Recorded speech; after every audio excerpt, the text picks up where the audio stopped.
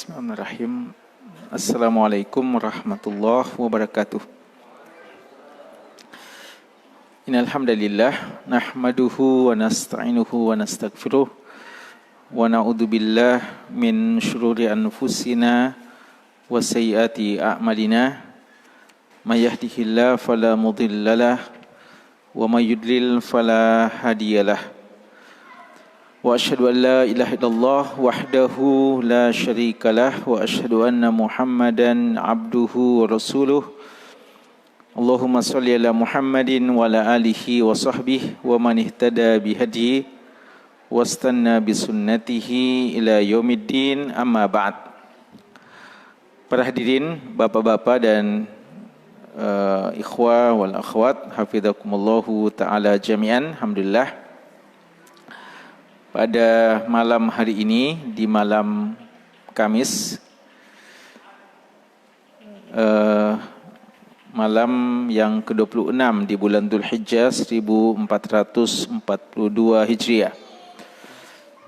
Dengan izin Allah dan taufiknya, kembali kita hadir bermajlis untuk sama-sama beribadah kepada Allah, duduk di rumah dari rumah-rumah Allah Subhanahu wa taala, dan kita saling ingat mengingatkan dalam persoalan yang mulia ini, persoalan agama kita, dan terkhusus dalam masalah zikir yang diajarkan oleh Allah dan Rasulnya Nabi Muhammad sallallahu alaihi wasallam.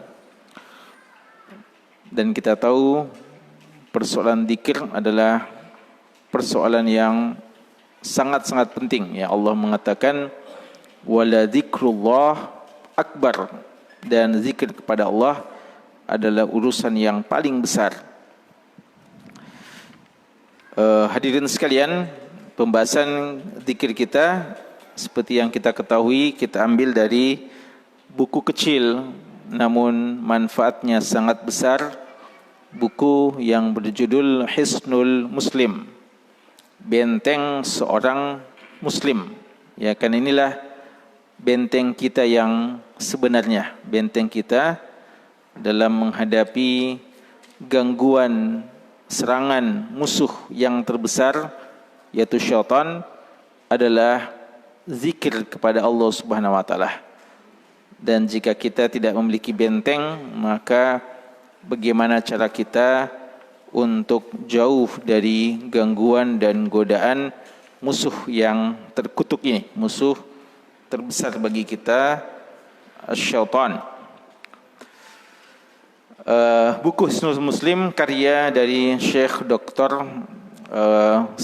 Muhammad Sa'id bin Wahab Al-Qahtani rahimahullahu ta'ala, Sa'id bin Ali bin Wahab Al-Qahtani rahimahullahu ta'ala. Jamaah sekalian,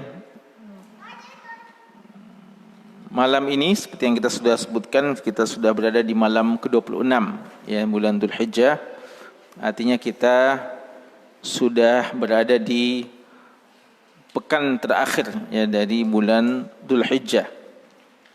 Dan ketika kita berada di pekan terakhir di bulan Dzulhijjah, artinya kita juga berada di pekan terakhir di tahun 1442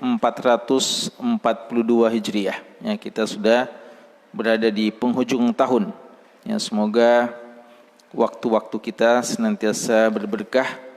Semoga waktu terus berlalu dan waktu perjumpaan kita dengan Allah makin dekat, dan kita senantiasa dalam kualitas yang terbaik. Tentu saja senantiasa dekat dengan Allah, mencintai rumahnya, dan senantiasa mempelajari agamanya, dan istiqomah dari setiap kebaikan dan jauh dari dosa dan kemaksiatan adalah jalan yang terbaik untuk kita berjumpa dengan Allah Subhanahu wa taala dalam keadaan husnul khatimah. Semoga ya kita senantiasa istiqomah dalam kebaikan-kebaikan ini. Jamaah sekalian, Pembahasan kita dalam kitab ini masih dalam pembahasan zikir-zikir terkait dengan zikir tidur kita, ya, zikir tidur kita.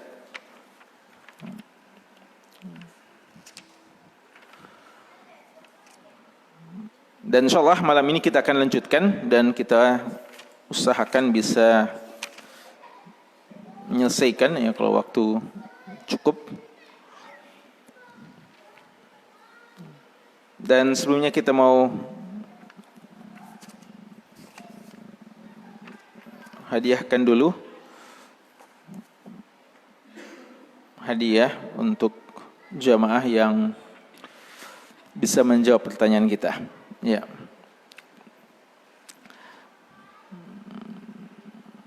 Pertanyaannya,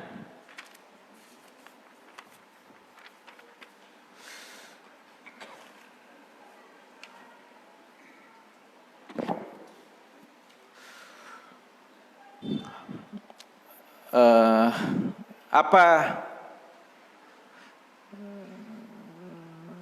zikir yang paling terakhir yang kita bahas yang lalu?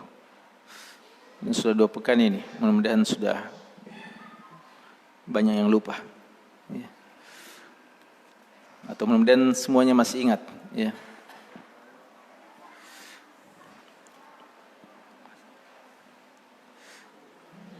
Siapa yang bisa?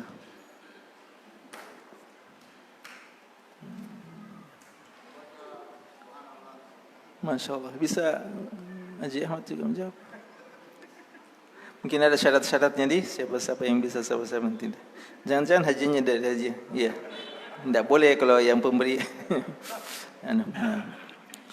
Nanti kalau tidak ada yang ya jawab, bisa Ji. Oh begitu. Iya.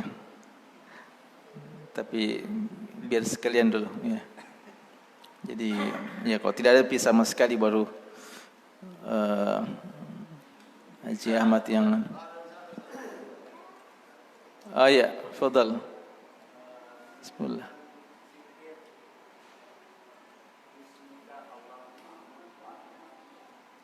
Iya. Itu yang paling terakhir? Gimana Haji Ahmad tadi? Oh tidak. Beliau jawaban yang dia siapkan tidak. Kayaknya masih ada. Iya, fadal. Ayo tapi ibu membaca. Iya. Tutup buku tak? Iya. Iya.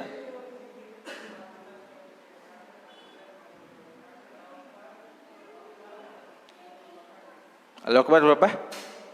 34 kali. Zikir salat itu. Zikir salat atau zikir tidur? Pakai tidur juga? Masya Allah. Iya. Jawabannya benar? Iya. Fadhal Ustaz. Tabi.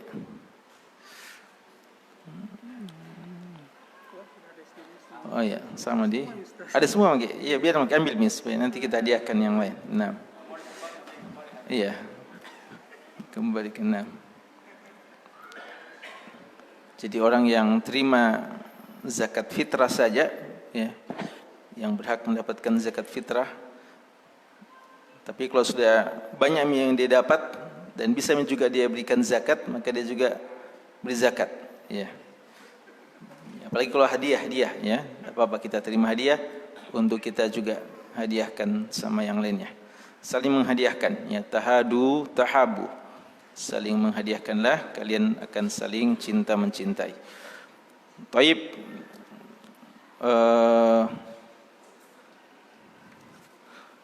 Satu lagi, ya, sebelum kita mulai.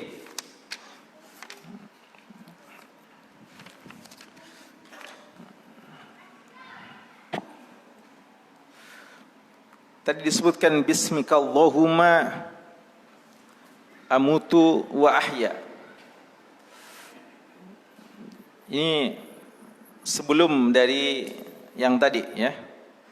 Jadi subhanallah walhamdulillah, subhanallah 33 kali, alhamdulillah 33 kali, Allahu akbar 34 kali. Dan sebelumnya tadi yang disebutkan oleh Siapa? Ustaz Hasbullah. Ya, Ustaz Hasbullah. Ya. Allah bismika Allahumma mutu wahya. Pertanyaannya, ada lagi sebelumnya? Apa yang sebelumnya?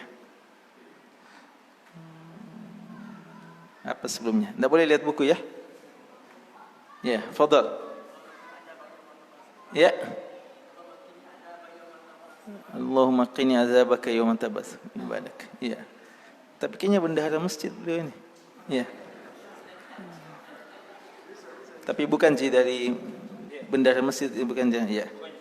Fadal. Masyaallah. Barakallahu fik. Ya. Baik, kita mulai ya insyaallah. Jamaah sekalian, kalau kita perhatikan zikir-zikir yang diajarkan oleh Nabi kita sallallahu alaihi wasallam, sebagian bisa kita fahami maksudnya. Dalam artian kita bisa faham kenapa dia dibaca terkait dengan tidur umpamanya. Ya, seperti tadi ya, bismikallahumma amutu wahya. Dengan nama Allah, dengan namamu ya Allah, aku mati, tidur maksudnya, wa ahya, dan aku hidup, aku bangun lagi. Itu jelas ada kaitannya ya, ada korelasinya, ada hubungan yang sangat jelas kenapa bacaan itu dibaca pada saat kita tidur. Tapi ada juga dikir-dikir kalau kita perhatikan lafadznya dan artinya sepertinya tidak terlalu ada hubungannya. Ya, seperti tadi tuh subhanallah walhamdulillah wala ilaha illallah wallahu akbar. Tidak ada kata-kata terkait dengan tidur di situ. Tapi begitulah yang diajarkan oleh Nabi kita sallallahu alaihi wasallam. Allahumma qini adzabaka yauma tab'atsu ibadak. Ini juga tidak ada langsung terkait dengan tidur, tapi begitulah yang diajarkan oleh Nabi kita sallallahu alaihi wasallam. Sehingga kita bisa fahami ya, kita perlu pahami bahwa sebagian zikir-zikir ini tidak ada lafaz-lafaz tentang tidurnya, walaupun sebagiannya ada ya.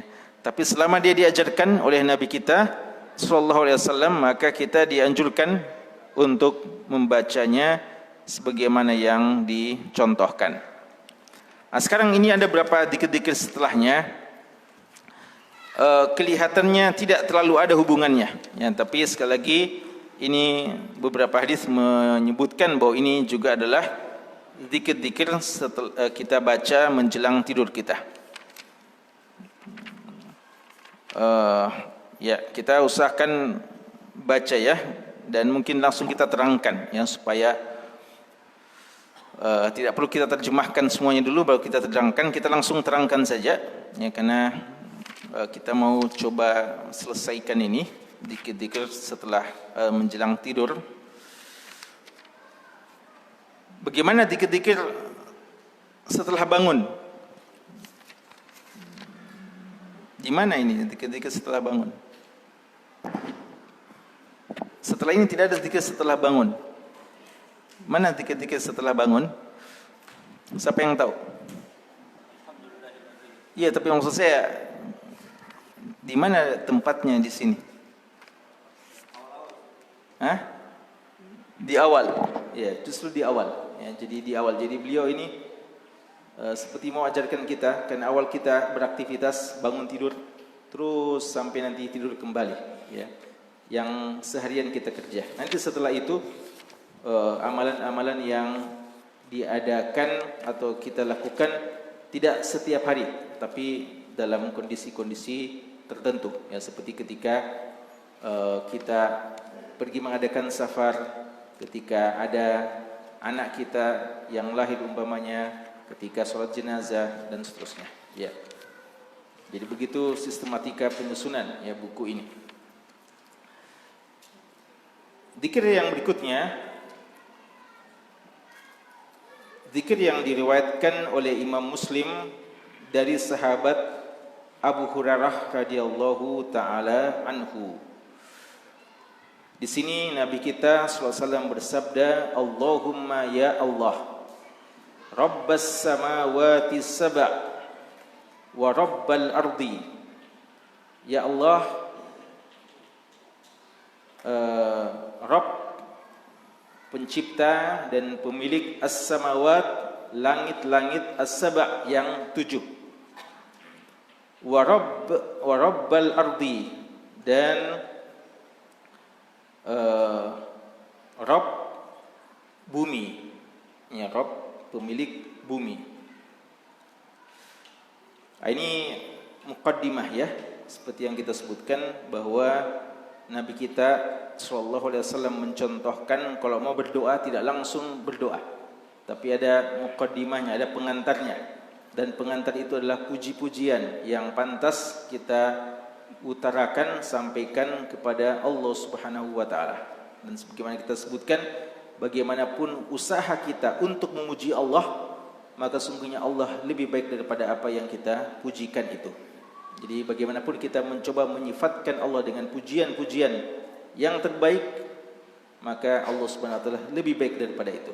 Beda dengan pujian yang kita pujikan kepada makhluk, yang kadang kita memuji makhluk dan ternyata dia tidak sebagaimana yang kita pujikan itu. Dia tidak terlalu ya sebagaimana yang kita pujikan. Di sini Nabi kita sallallahu alaihi wasallam mengatakan, ya Allah, Allahumma rabbas samawat as-saba', pemilik langit yang 7 dan pemilik bumi. Langit memang 7 lapis ya. Kalau bumi berapa lapis? 7. Berapa lapis? 7. Mana dalilnya bahwa bumi juga 7 lapis? Langit as-samawati as-saba', 7 lapis ke atas. Bumi juga 7 lapis ke bawah. Mana dalilnya? Siapa yang tahu dalam Al-Quran? Ya, surat apa itu? Di surat apa? Ar-Rahman.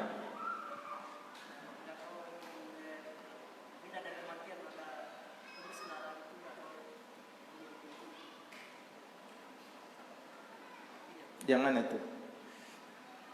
Yang anda ingat bukan surat Ar-Rahman. Tapi coba, ya. Ada yang bisa jawab? Ya, sebentar ya. Nanti bagian akhir, oh tapi sudah ada hadiah. Ya.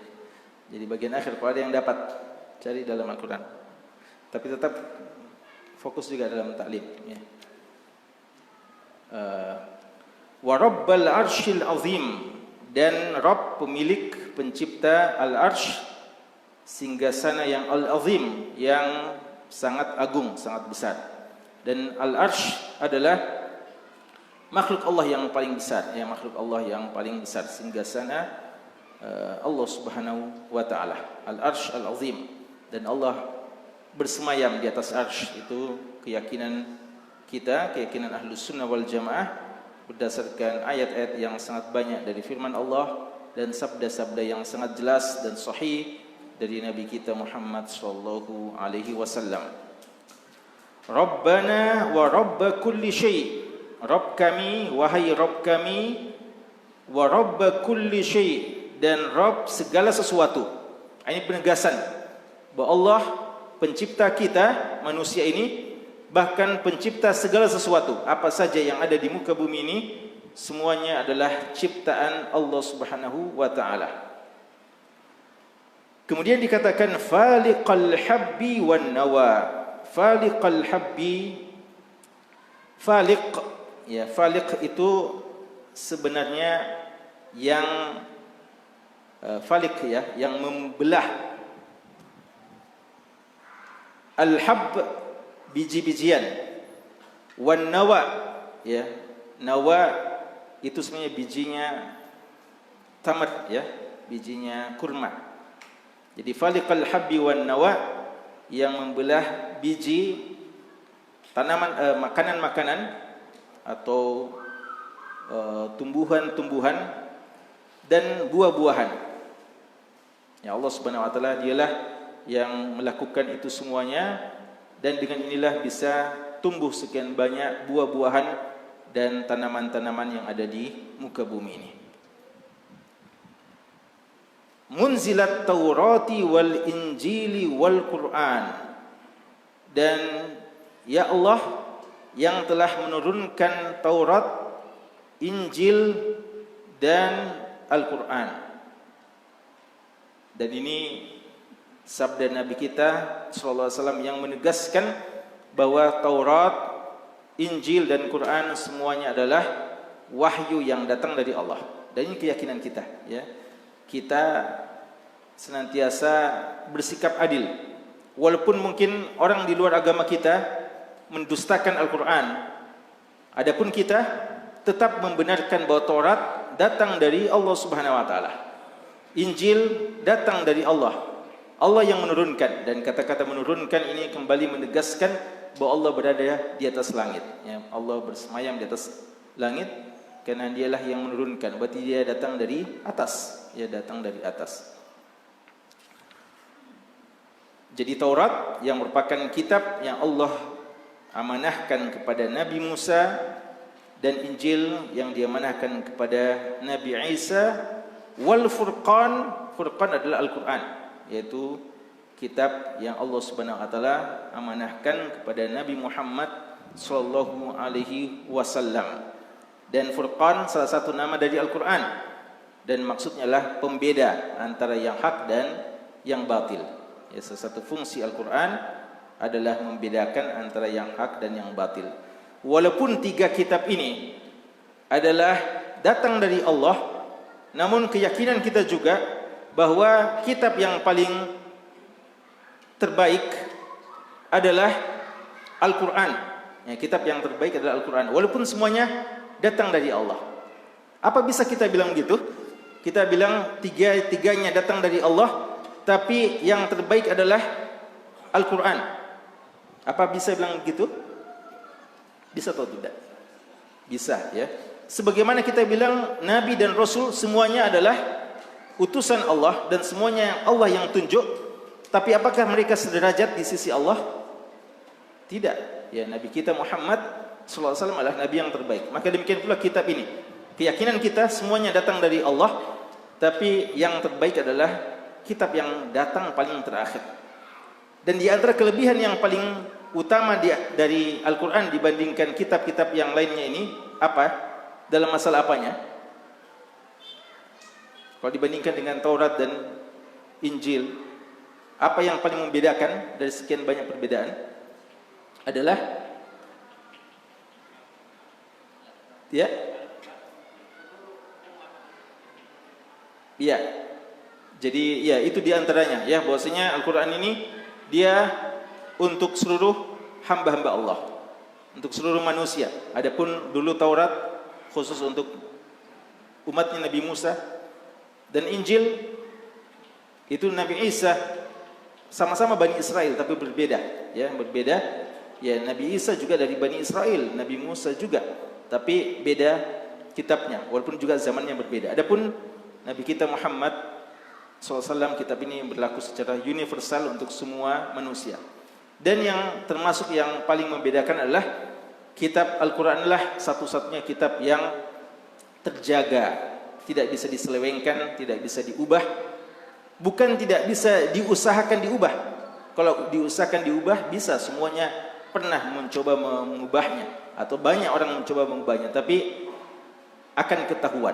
Karena Al-Quran ini adalah satu-satunya kitab yang bisa dihafalkan sejak ayat pertamanya atau kata pertamanya sampai kata terakhirnya, dan satu saja huruf dimasukkan atau dikurangi akan diketahui. Berbeda dengan kitab-kitab yang lainnya. A'udzubika min syarri kulli syai'. Aku berlindung kepadamu ya Allah, min syarri kulli syai', dari kejahatan segala sesuatu. Ya, kejahatan segala sesuatu ini masuk padanya kejahatan makhluk manusia, kejahatan hewan, dan segala kejahatan-kejahatan lainnya. Anta akhidun binasiyatihi, engkaulah yang mengambil dengan ubun-ubunnya. Ya, nasiyah sebenarnya artinya ubun-ubun. Tapi maksud dari akhidun binasiyatihi, engkau ya Allah yang akhidun binasiyatihi, artinya engkaulah yang maha kuasa untuk bertindak terhadap semua makhlukmu. Ya, Allah lah yang berkuasa. Karena orang kalau pegang ubun-ubun, ya tentu saja bagi Allah perumpamaan yang paling tinggi. Kalau kita pegang ubun-ubun, maka kita bisa melakukan apa saja yang kita inginkan kepada orang tersebut, ya. Artinya Allah yang berkuasa, ya. Tentu saja ini bukan perumpamaan, ya, dengan Allah, tapi maksudnya ini qiyasul aula istilahnya. Artinya walillahil masalul a'la, bagi Allah perumpamaan yang paling tinggi. Maksudnya di sini adalah Allah Subhanahu wa taala dialah yang berhak untuk melakukan apa saja yang dia inginkan kepada hamba-hambanya. Allahumma antal awwal, ya Allah engkaulah yang paling pertama. Ini sama dengan firman Allah, wal awwalu wal akhiru wal zahiru wal batinu. Surat apa itu dalam Al-Quran? Al-awwal wal akhir wal zahir wal batin.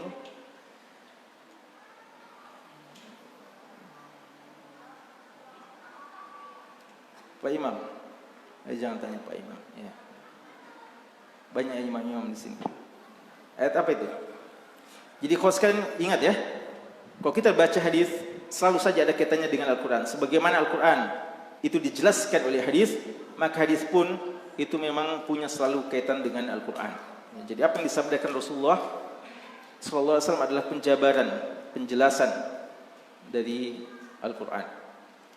Surat apa? Ya. Itu juga, ya. Tadi munzilut Taurat wal Injil wal Quran, ya, wal Furqan, ya. Dalam Al-Quran juga digabung itu, ya, antara Taurat dan Injil dan Furqan. Wa antal akhir, ya, Allahumma antal awwal, ya, surat Al-Hadid, ya, Allahumma antal awwal falaysa qablaka syai', engkaulah yang paling pertama dan tidak ada yang mendahuluimu sedikit pun, satu pun. Nah, ini keyakinan kita, dialah Allah yang pertama, belum ada makhluk-makhluk yang lain, dan dialah Allah Subhanahu wa taala yang ada satu-satunya sebelum makhluknya. Wa antal akhiru falaysa ba'daka syai'un, dan engkau adalah yang paling terakhir dan tidak ada setelahmu sesuatu. Artinya bahwa tentang makna laisa ba'daka syai' al-baqi ba'da al-fana' al-khalq al-muta'ali fi awwaliyatihi anil ibtida' kama huwa al-muta'ali fi akhirati anil intiha. Jadi Allah yang satu-satunya tidak bisa habis sama sekali, yang tidak bisa hilang sama sekali. Walaupun nanti untuk di akhirat, maka Allah Subhanahu wa taala menghendaki akhirat itu kekal. Tapi di dunia tidak ada yang tinggal, yang baqa kecuali Allah Subhanahu wa taala. Wa anta adh-dhahiru falaysa fawqaka syai'un, dan engkau ya Allah yang zahir dan tidak ada di atasmu segala sesuatu. Makna zuhur di sini, ya, makna zuhur di sini adalah kekuatan Allah dan maha kekuasaan kesempurnaan Allah Subhanahu wa taala. Jadi az-zahir bi ayatihi, dan ada yang mengatakan dia adalah Allah yang nampak dengan ayat-ayatnya yang begitu besar, yang menunjukkan kemahakuasaannya dan menunjukkan bahwa dialah satu-satunya yang berkuasa atas segala sesuatu. Wa anta adh-dhahiru falaysa fawqaka syai'un wa antal batinu falaysa dunaka syai'un, dan engkau batin dan tidak ada yang di bawahmu. Maksud batin di sini adalah tidak ada yang bisa mengetahui Allah Subhanahu wa taala, tidak ada yang bisa ghaib melebihi Allah Subhanahu wa taala di dunia ini, ya. Artinya tidak ada yang bisa melihat Allah Subhanahu wa taala di dunia ini. Tidak ada yang paling batin di dunia ini melainkan Allah Subhanahu wa taala. Hatta la yaqdir ahadun ala idraki dzatika ma'a kamali zuhurika. Wa qila al-alim bil khafiyat. Dan ada juga yang mengartikan maksud dari si batin di sini, dialah Allah yang maha mengetahui segala hal yang paling gaib pun.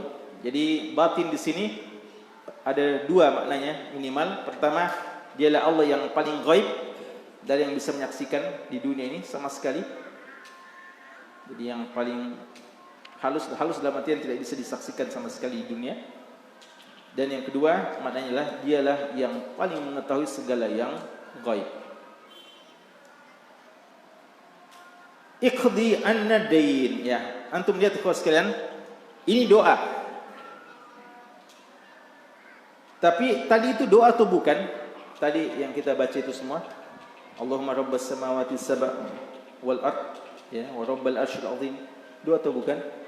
Doa. Artinya doa. Itu semua puji-pujian. Jadi puji-pujiannya cukup panjang, doanya cuma dua. Doanya cuma dua. Ya, iqdi anna dain, ya Allah, tunaikanlah utang-utangku, ya. Iqdi anna dain, tunaikanlah utang-utangku. Wa aghnina minal faqr, dan jadikanlah aku bisa berkecukupan dari kefakiran, dari kemiskinan. Ya. Jadi untuk dua doa ini panjang mukadimahnya, ya. Dan ini menunjukkan bahwasanya begitulah adab berdoa kepada Allah Subhanahu wa taala. Kalau kita perhatikan doa ini, kira-kira doa ini cocok untuk doa apa? Doa utang. Iya. Tapi dibaca waktu tidur.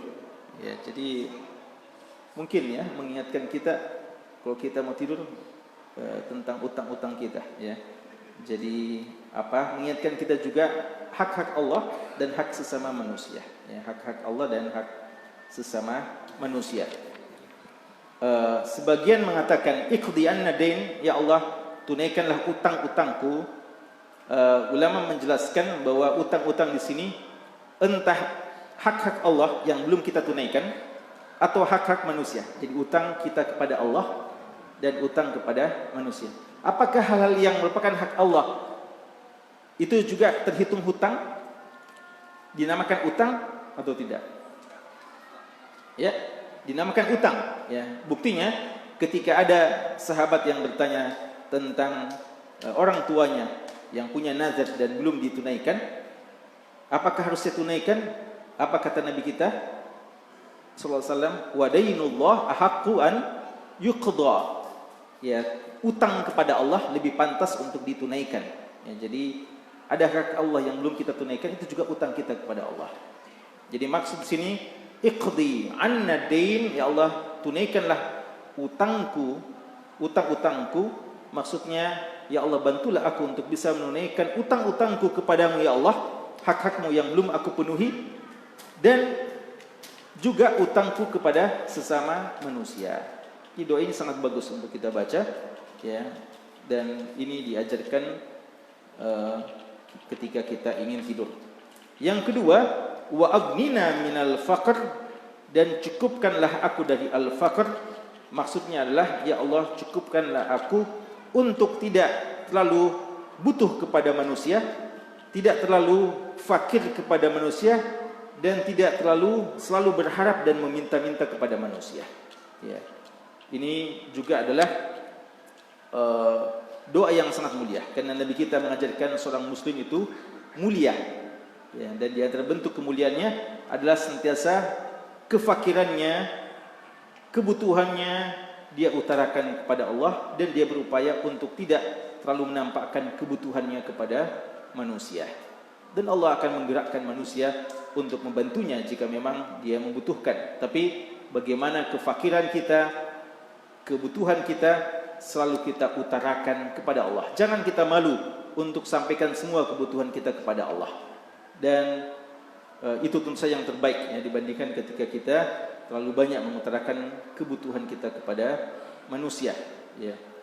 Dan ketika kita selalu menunjukkan kebutuhan kita kepada Allah, maka yakinlah Allah Subhanahu wa taala yang akan mencukupkan kita dari kebutuhan kepada sesama makhluknya. Ini doa, ya. Ada yang sudah hafal doa ini? Cukup panjang, ya, doanya. Apakah bisa kita baca langsung mau tidur? Allahumma iqdi anna dain. wa aghnina minal faqr.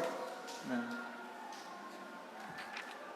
bisa ya, bisa secara doa bisa. Tapi sekali lagi adab doa ya adalah tidak tergesa-gesa, tidak tergesa-gesa. Yaitu tergesa-gesa dalam berdoa adalah tidak memuji Allah sebelum kita berdoa. Apa maksudnya itu? Ya. Baik. Kita lanjutkan sedikit ya.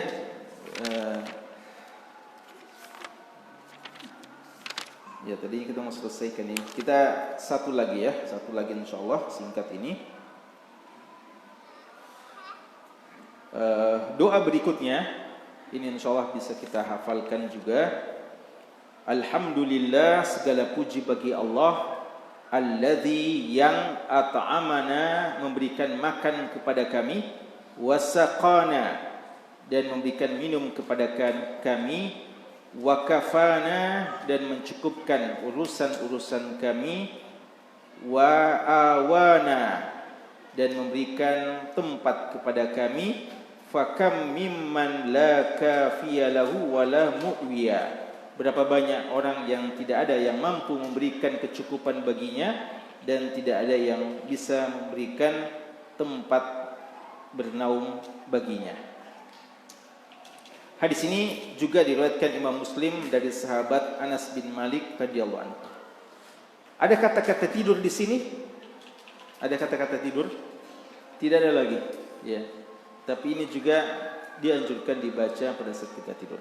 Ya, jadi memang ya mengikuti hadis itu, mengikuti sunnah itu juga kita ikut sebagaimana yang diajarkan. Walaupun mungkin kadang kita merasa kayaknya kurang pas, ya, tapi selama dia diajarkan maka seharusnya kita ikuti. Ada beberapa pokok penting di sini dari hadis yang singkat ini yang kita dianjurkan juga baca pada saat kita mau tidur, yaitu segala puji bagi Allah, alhamdulillah, allazi at'amana wa saqana, yang memberikan makan kepada kami dan memberikan minum kepada kami. Ya, kalau kita mau tidur mungkin bilang ahyana wa amatana. Ya, tapi di sini justru masalah makanan dan minuman. Yang memberikan makan kepada kami dan memberikan minum kepada kami. Wa kafana, dan mencukupkan urusan-urusan kami. Dan juga maksud kafana sini menjadikan kami selalu merasa cukup. Ya, karena ada biasa orang sebenarnya Allah sudah mencukupkan kebutuhannya, tapi dia tidak pernah puas, tidak punya qanaah, tidak pernah merasa cukup. Ya. Dan ada orang yang kadang Allah jadikan dia tidak terlalu berkecukupan, pas-pasan, ya, tapi dia selalu merasa cukup dan syukur kepada pemberian Allah Subhanahu Wa Taala. Maka ini penting kita mengatakan wakafana, dan mencukupkan kami. Kita doa seperti ini dengan meresapi maknanya bahwa Allah telah mencukupi kepada kami kebutuhan-kebutuhan kami, dan ya Allah jadikan kami selalu bersyukur dan merasa cukup dengan apa yang Engkau berikan kepada kami. Wa awana, dan memberikan tempat kepada kami. Awa yu'wi, ma'wah. Apa artinya ma'wah? Ma'wahun nar, ma'wahu jahannam, ma'wahul jannah. Ma'wah artinya tempat tinggal, ya, tempat istirahat, tempat bernaung, ya, semacamnya. Ma'wah. Wa awana, dan dia telah memberikan tempat kepada kami. Ya, di sini kita ingatkan pada diri kita bahwa alhamdulillah kita ini manusia, tidak sama dengan hewan. Kita kalau mau tidur, kita tidur di mana? Di rumah, tidur di kamar kita. Ya, bahkan ada orang tidur lagi pakai kelambu lagi, ya. Bisa pakai selimut dan sebagainya. Lihatlah hewan. Di mana dia tidur? Ada hewan yang punya kamar khusus? Ya, ada yang siapkan kamar khusus. Ada juga orang yang berlebihan, ya, dalam menyayangi hewan, ya, punya kamar yang khusus. Dan ya, sebenarnya hewan itu ya begitulah diciptakan, ya. Allah Subhanahu Wa Taala menciptakan mereka. Makanya dalam hadis tentang wanita yang masuk neraka karena dia tidak dia kurung kucing, dan dia tidak kasih makan dan tidak kasih minum sampai dia mati, masuk neraka dia. Kata Nabi kita sallallahu alaihi wasallam, seandainya dia biarkan saja kucing, kalau dia memang sanggup untuk kasih makan, biarkan saja. Kucing itu ada Allah yang akan bisa beri makan. Biarlah dia cari sendiri rezekinya di luar, di alamnya. Dia tidur situ tidak ada masalah, ya. Karena begitulah hewan dan hewan-hewan yang lain. Ya, berapa banyak makhluk-makhluk Allah diciptakan seperti itu. Kita manusia sangat dimuliakan. Ada rumah, ada tempat tinggal kita, awana. Maka kita katakan fakam mimman la kafiyalahu. Berapa banyak makhluk-makhluk Allah yang tidak ada yang mencukupkan baginya, wala mu'wiyah, dan tidak ada yang menaunginya, memberikannya tempat. Maka sangat kufur kita kalau tidak mengingat nikmat-nikmat ini.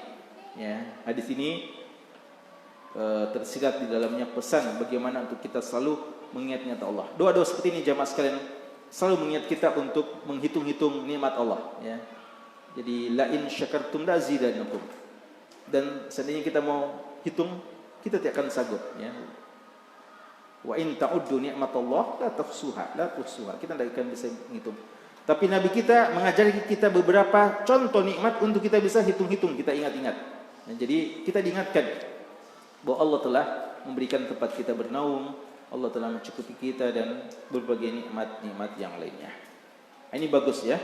Jadi kalau mau dikaitkan dengan masalah tidur, kira-kira ini bagian yang paling terakhir ini ada kaitannya dengan tidur ya.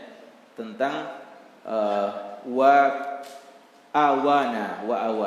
Fakam mimman la kafiya lahu wala mu'wiya. Berapa banyak makhluk-makhluk Allah yang tidak ada menaunginya, menyayanginya, dan tidak ada memberikan tempat baginya. Maka segala puji bagi Allah yang telah memberikan kepada kita kenikmatan tempat tinggal dan kenikmatan tempat untuk bernaung dan untuk beristirahat. Sekali ini ya pembahasan kita. Sebelum kita tutup, ya ada yang sudah dapat tadi itu dalil. Tapi Haji Tajuk juga kayaknya dulu kita bilang tidak memenuhi syarat untuk menjawab. Ya. Jadi Ustaz Haji Tajuk dan Haji Ahmad yang tidak berhak yang menunjukkan. Ya. Tapi kalau tidak ada yang tahu, kita kasih Haji Tajuk. Ada? Ya. Oh, wakil ketua juga. Ya. Coba apa itu ayatnya? Ya. Tolak. Ya. Ayat yang paling terakhir. Ya. Apa ayatnya?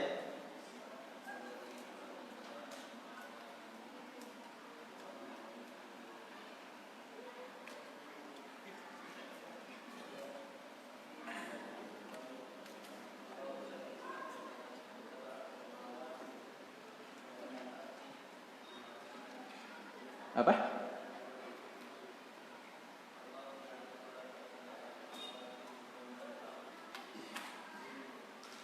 Wa minal ardi mislahunna. Ya, kata-kata wa minal ardi mislahunna. Bahwasanya bumi itu sama dengan langit. Ya, langit 7 lapis ke atas dan juga bumi 7 lapis ke bawah. Mislahunna, sama dengan langit. Cuma memang dalam Quran dan dalam hadis kebanyakan kalau disebut Saba itu langit, tapi sebenarnya bumi juga 7 lapis. Iya. Fadhal. Ya, tapi usahakan nanti jangan pengurus ya. Kalau bisa zaman-zaman luar ya. Ya terserah. Kenapa sih? Oh ya, apa lagi? Ya. Ya. Hadis Rasulullah SAW. Hadis Bukhari, hadis yang 2320 dan Muslim 1610. Masya Allah. Dari Sa'id bin Sa'id, Rasulullah SAW bersabda bahwasanya yang terjemahannya, barang siapa yang mengambil tanah saudaranya dengan salib, maka Allah akan menghimpitnya di hari kiamat dengan 7 lapis tanah. Iya, betul. Iya. Dan ini hadis Sa'id bin Zaid ya, ketika beliau dituduh bahwasanya beliau mencaplok tanah. Ya, beliau bilang, gimana mungkin saya mau mengambil seperti itu? Padahal saya telah mendengarkan sabda Nabi kita, SAW ya, barang siapa yang mengambil sedikit saja ya dari tanah maka dia akan dibenamkan ya. Dan penduduk ini akhirnya dia mendapatkan laknat dan hukuman jatuh ya, terbenam dalam bumi. Ya. Ahsantum. Cuma pertanyaan tadi Haji dari Al-Qur'an. Ya, pertanyaan dari dalil Al-Qur'an. Iya. Tapi kalau dari hadis ya betul ya apa yang disampaikan oleh Haji. Baik, sekira itu barakallahu fikum, jazakumullah khairan.